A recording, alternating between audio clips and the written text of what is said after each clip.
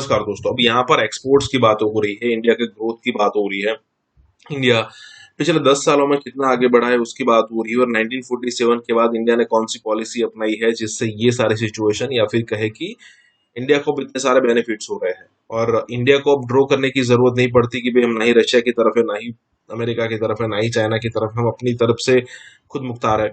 और जब हमको लगेगा कि भाई रशिया से बात करनी है तब करेंगे, तब अमेरिका से करनी है तब करेंगे। हम ऐसा नहीं कि भाई अमेरिका के पाले में चले गए तो रशिया से नहीं करेंगे, या फिर रशिया के पाले में चले गए अमेरिका से नहीं करेंगे, ऐसा बिल्कुल नहीं है।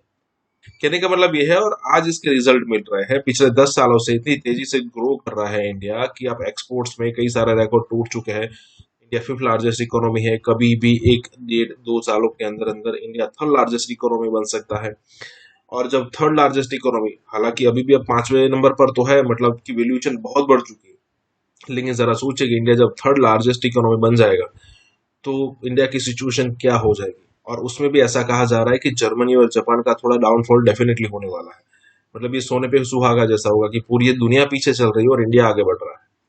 इसी के साथ ही वीडियो शुरू करते हैं। उधर इंडिया जो है उनकी जो ग्लोबल एक्सपोर्ट है वो 400 अरब डॉलर पे पहुंच गई है और पाकिस्तान की ग्लोबल एक्सपोर्ट जो है वो 32 बिलियन डॉलर पे है।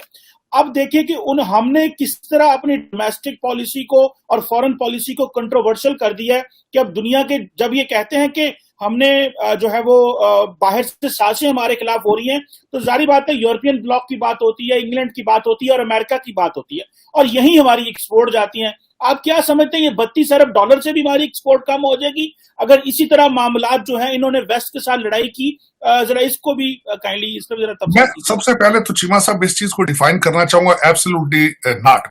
लेकिन फॉरेन पॉलिसी आपकी है क्या? मुझे तो आज तक यही समझ नहीं आई कि आपकी फॉरेन पॉलिसी है क्या। आप यकलख्त आप चाइना गए हैं, आपको उन्होंने वहां पे सिर्फ ओलंपिक के लिए बुलाया था और आप भागकर, आपने इंप्रेशन ये दिया कि बायलैटरल ट्रिप है, आप भागकर वहां चले गए, वहां मिन्नतें तरले और उन्होंने थर्ड लेवल का जो डिप्लोमेट भेज के आपको एयरपोर्ट पे रिसीव किया, और उसके बाद आपने मिन्नतें समाजतें करके वहीं से चाइना की आप रशिया उस वक्त चले गए जब मेरा ख्याल है पुतिन खुद हैरान होगा कि यार इनको कोई समझाने वाला नहीं है, मैं हालते जंग में हूं, मैं अटैक कर रहा हूं और ये बंदे यहां पैसे मांगने आ गए। मेरा मैं खुद हैरान हो गए वो यार कि ये कितने बड़े फकीर हैं, ये कितने प्रोफेशनल फकीर हैं। ये वो रशियन हंसते होंगे बैठ के कि अल ईमान यार, ये कितने बड़े भिखारी हैं ये, कि दुनिया जल रही है, थर्ड वर्ल्ड वॉर शुरू हो रही है, हम मार रहे हैं और ये पैसे मांगने आ गए। ये खैरात देखो ना, कितने प्रोफेशनल फकीर हैं। मैं खुद कई दफा हैरान होता कि इनको कोई समझाने वाला नहीं है, कोई इनकी मोरालिटी नहीं है, कोई सेल्फ रिस्पेक्ट नहीं है। मैं उस वक्त के जो सिटिंग आईएसआई हेड थे जनरल फैज साहब, उन्होंने खुद कहा था कि अमेरिका ने हमसे अंडे नहीं मांगे। उसके बाद इनके जो एनएसए हैं उन्होंने भी कई दफा कहा कि उन्होंने अंडे नहीं मांगे। आपके फजाई हदूद भी वो यूज कर रहा है अमेरिका, और उसके बाद वो अमेरिका जाहिर है अल्टीमेटली चाहता होगा कि सीपैक को बंद किया जाए, आपने वो भी बंद कर दिया। तो आप, मेरा मकसद है आप, और उसके बाद आप आईएमएफ के भी कदमों में पड़े हैं। आपने किसी गवर्नमेंट ने आज तक इस चीज की जरूरत नहीं की कि वो लेजिस्लेशन करके सारा कुछ आईएमएफ और वर्ल्ड बैंक को दे दें, आप तो उस एक्सट्रीम पर चले गए। तो इसमें आप मेरे ख्याल में इन सर्कमस्टांसेस में कौन सा मुल्क होगा जिससे आपको खतरा हो? और दूसरा, इस वक्त अंडर जो सर्कमस्टांसेस हैं यूक्रेन में, और वो दूसरा इस वक्त ताइवान, और दूसरा कोविड, और उसके बाद महंगाई, उसके बाद क्रूड ऑयल की प्राइसेस। तो आप क्या समझते हैं कि दूसरे ममालिक के पास इतनी एनर्जी है कि वो आप जैसे एक कंट्री के ऊपर वो वेस्ट करें? क्योंकि आप इस वक्त अगर देखा जाए तो आपकी तरफ से दुनिया को कोई खतरा नहीं है, आपको अपने आप से खतरा जरूर है, लेकिन दुनिया को आप उनको ना कुछ दे सकते हैं ना ले सकते हैं। उसकी वजह ये एक्सपोर्ट आपने खुद बता दी। आप खुद सोचें एक्सपोर्ट करने के लिए पाकिस्तान में क्या है। आप एक एग्रीकल्चर कंट्री है लेकिन गंदम इंपोर्ट कर रहे हैं, आप एक एग्रीकल्चर कंट्री है लेकिन आप चीनी भी इंपोर्ट कर रहे हैं।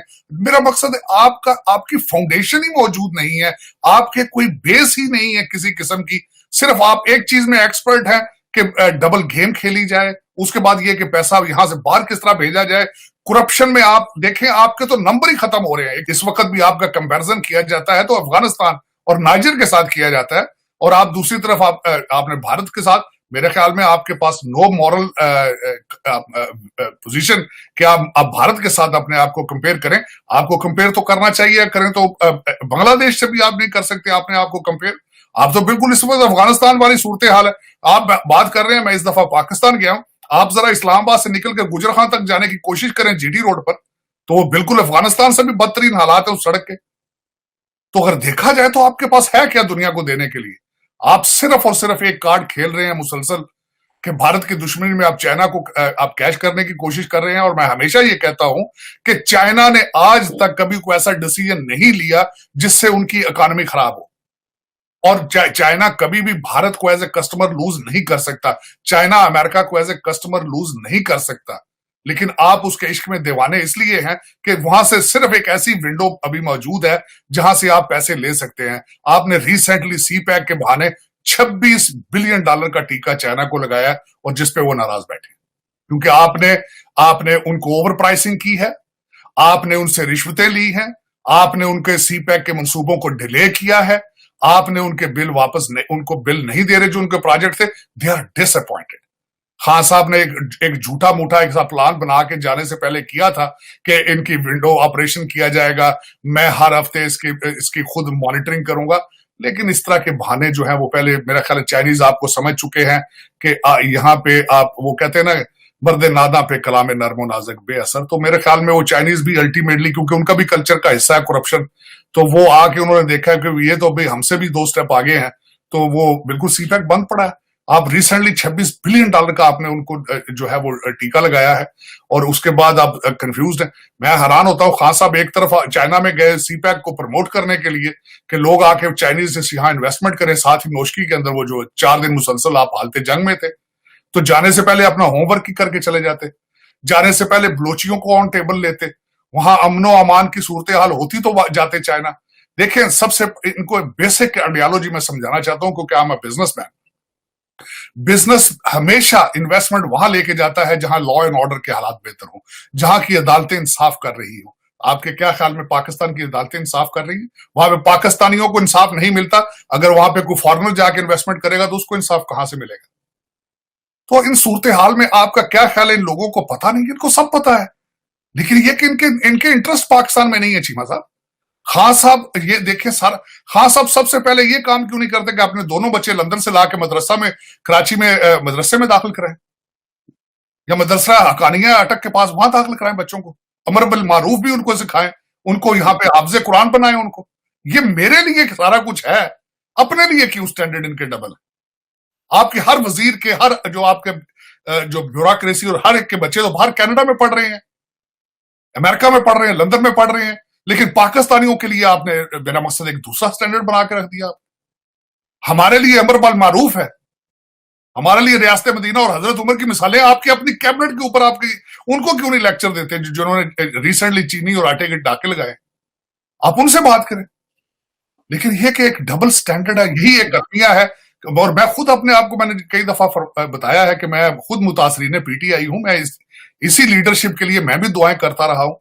और आज भी लोग ये कह रहे हैं अफसोस के साथ, जो मुझे दुख होता है, कहते हैं जी खान साहब बहुत ईमानदार है, उनको लोग अच्छे नहीं मिले। खुदा का नाम लो यार, खान साहब की ये फिलॉसफी थी कि मैं ईमानदार हूं, ईमानदारी ट्रिकल डाउन करेगी। खान साहब वो कहां गया फार्मूला आपका?